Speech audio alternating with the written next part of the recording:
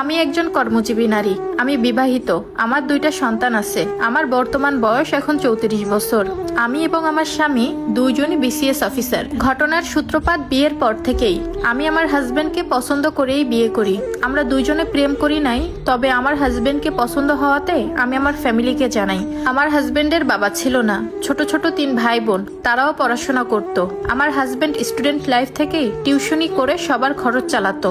যাই হোক, বিয়ের আগে আমার হাজবেন্ড আমাকে দেখেও পছন্দ করে। আর 5টা সাধারণ মেয়ের মতোই আমার বিয়েটা হয়। আমাদের বিয়ের পর আমরা দুইজন একসাথে পোস্টিং নিই তার এলাকার পাশেই।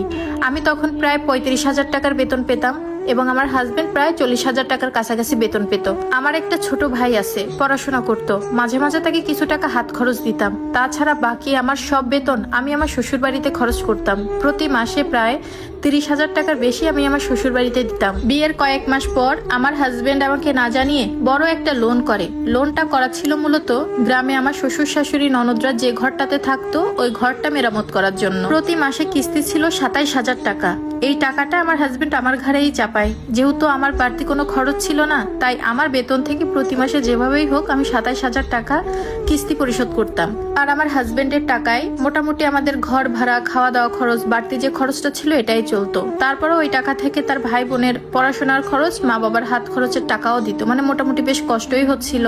তারপরেও আমি কোনো আপত্তি করিনি। আমার এখানে যদি অন্য কোনো মেয়ে হতো তাহলে বলতো সারা দিন রাত অফিস করে কেনই বা আমি মাস শেষে 27,000 টাকার কিস্তি টানবো, কেনই বা প্রতি মাসে হাজার হাজার টাকা শ্বশুর বাড়িতে পাঠাবো। মাস শেষে এত বড় একটা অ্যামাউন্ট ইনকাম করি, তবুও বাবা মাকে কিছুই দিই না। মাঝে মাঝে ছোট ভাইটাকে 2-3 হাজার টাকা একটু হাত খরচ দিই। আমার প্রথম বিবাহ বার্ষিকীতে আমার মা প্রায় 5,000 টাকা দিয়েছিল আমাকে কিছু একটা কিনে নিতে। ঠিক ওই দিন আমার দেবরা ননদ আসে আমাদের বাড়িতে। মূলত তারা বেড়াতে আসেনি, তারাই এসেছিল তাদের প্রয়োজনে। তারা বাড়িতে 2টা ফ্যান কিনবে আর সেই টাকাটা আমাকে দিতে বলছিল। তাদের হাতে এখন টাকা নেই। এদিকে মাসের শেষ 26-27 তারিখ, আমার হাতে তেমন টাকাও ছিল না, অল্প কিছু টাকা ছিল।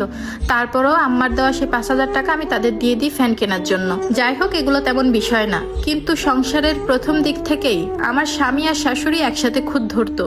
সংসারের যাবতীয় কাজ সব আমি একার হাতে করতাম, রান্নাবান্নাও করতাম। কিন্তু দিন শেষে শুনতে হতো আমার রান্না আমার শাশুড়ির মতো ভালো না, কাজও তেমন গোছানো না।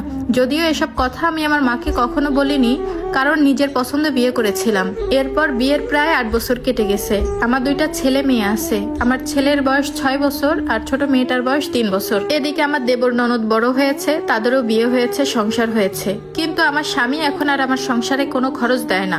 মাস শেষে তাদের গ্রামের বাড়িতে কত পাঠায় এটাও আমাকে বলে না। আমার বাসার রান্না বান্না, বাজার, বিল, অন্যান্য ঝামেলা, বাচ্চার স্কুল, আর্টের ক্লাস সবই আমি একা হাতে সামলাই। আমি একজন মেয়ে মানুষ হয়ে সেই বিয়ের পর থেকে অফিস করি, চাকরি করি, সংসারটা সামলাই, 2টা বাচ্চা কাচ্চা, সব কাজ নিজের হাতে করি। এরপরেও আমি আমার স্বামীর কোনো মন পাই না। সে এখনো আমাকে গালিগালাজ করে।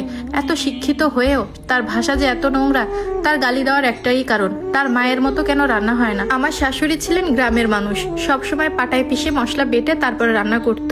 এখন আমার এই সংসার জীবনে একা হাতে 2টা বাচ্চা সামলিয়ে সারাদিন অফিস করে দিন শেষে পাটায় বেটে আমি আর তাকে রান্না করে খাওয়াতে পারি না। কিন্তু যথেষ্ট মোটামুটি ভালো করেই রান্না করি, এরপরেও এত ঝামেলা। আমি ভোর 5টার সময় উঠি, সারাদিনের রান্না বান্না করা, বাচ্চাদের জন্য আলাদাভাবে রান্না করা, তাদের রেডি করা, স্কুলে নিয়ে যাওয়া, আমার অফিসে যাওয়া, সব মিলিয়ে অনেক ব্যস্ত থাকি। অফিসে ঢুকতে প্রায় 9টা বেজে যায়। এর মধ্যেই আমি প্রচন্ড টায়ার্ড হয়ে যাই। বাকি কাজ কখন করব?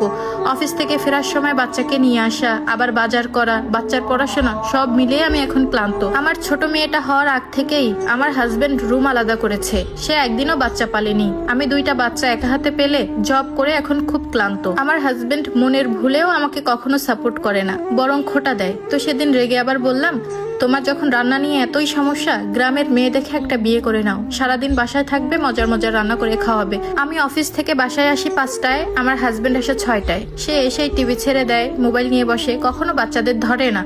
আবার খেতে খেতে ছাদে চলে যায়, সেখান থেকে নেমে আবার খেলতে চলে যায়, সেখান থেকে আবার বাসায় আসে, আবারও ছাদে যায়। মানে তার যে কি অবস্থা এটা আমি বলে বোঝাতে পারবো না। তার কাজ হচ্ছে ঘরে এসে খুদ ধরা, ভালো করে বিছানাটা পরিষ্কার করা না কেন, বাথরুমে লাইট জ্বলে কেন, ট্যাপ থেকে পানি পড়তেছে কেন, যদি যদি কখনো বলি তাহলে তুমি একটু অফ করে দাও, তখনই বাবা মা নিয়ে গালিগালাজ করে। এই বিবাহিত জীবনের 8 বছর বয়সে নিজের বাবা মাকে সব মিলিয়ে 10,000 টাকাও দিইনি।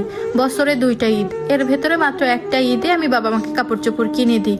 আমি অলরেডি টায়ার্ড, এই জীবন নিয়ে আমার কিছুই ভালো লাগে না। আমি আমার হাজবেন্ডকে ডিভোর্স দিয়ে চলেও যেতে পারবো না, তাকে ছাড়তেও পারবো না, কারণ আমার 2টা ছোট ছোট বাচ্চা আছে, তাদের বাবার প্রয়োজন। তবে এখন কি করলে সে সংসারে মনোযোগ দিতে পারে, প্লিজ আমাকে পরামর্শ দিবেন। আর হ্যাঁ, বলে রাখি, মহিলা সংক্রান্ত ঝামেলাও আছে। কয়েকদিন আগে প্রায় রাত 3:30টার সময় প্রাক্তন ছাত্রীর সাথে কথা বলা অবস্থায় তাকে পাই। আমি মেসেজগুলো দেখতে চাইলে সে ডিলিট করে দেয়। এসব নিয়েও বেশ ঝামেলাতে আছি, কি করব প্লিজ আপনারা একটু উপদেশ দিবেন। এত সময় যে স্টোরিটা শুনলেন এটা আমার লাইফের সাথে মোটেও সংযুক্ত না, এটা একটা আপু লিখে পাঠিয়েছে। তবে আমি বলবো আপু, আপনার হাজবেন্ড যেহেতু আপনাকে খুদ ধরে, আপনিও বাসায় আসার পর তার খুদ ধরতে থাকুন।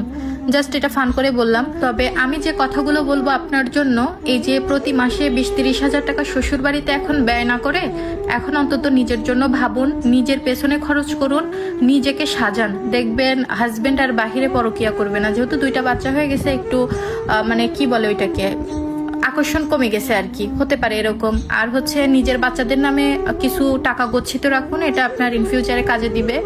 আর দ্বিতীয়ত, যদি পারেন আপনি বাসায় একটা হেল্পিং হ্যান্ড রাখেন, যেহেতু 2টা বাচ্চা, আবার অফিস করে অনেক কষ্ট হয়ে যায়। বাকিটা অডিয়েন্স আপনাকে পরামর্শ দিবে।